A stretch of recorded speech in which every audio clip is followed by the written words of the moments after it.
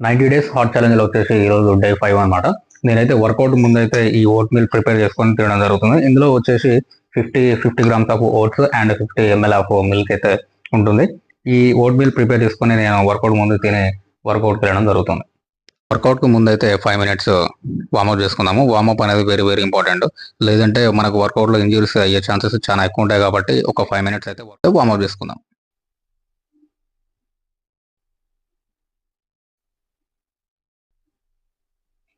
ఈ రోజు అయితే బ్యాక్ వర్కౌట్ ఉంది. బ్యాక్ వర్కౌట్ లో వచ్చేసి 2 వేరియేషన్స్ ఉన్నాయి. ఫస్ట్ వన్ వచ్చేసి బెంట్ ఓవర్, సెకండ్ వన్ వచ్చేసి పుల్అప్స్ అనమాట. బెంట్ ఓవర్ లో ఇలాంటి బార్బెల్ ని తీసుకొని 2 into 10 reps అయితే చేయాలి. 1 2 3 4 5 6.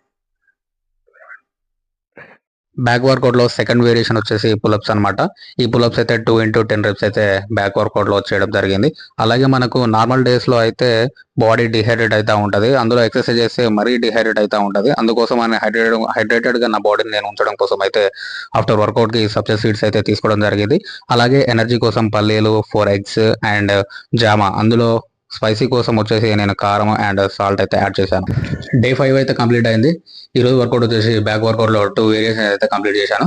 దిస్ ఈజ్ ఆఫ్టర్ వర్కౌట్ తర్వాత this is my body condition.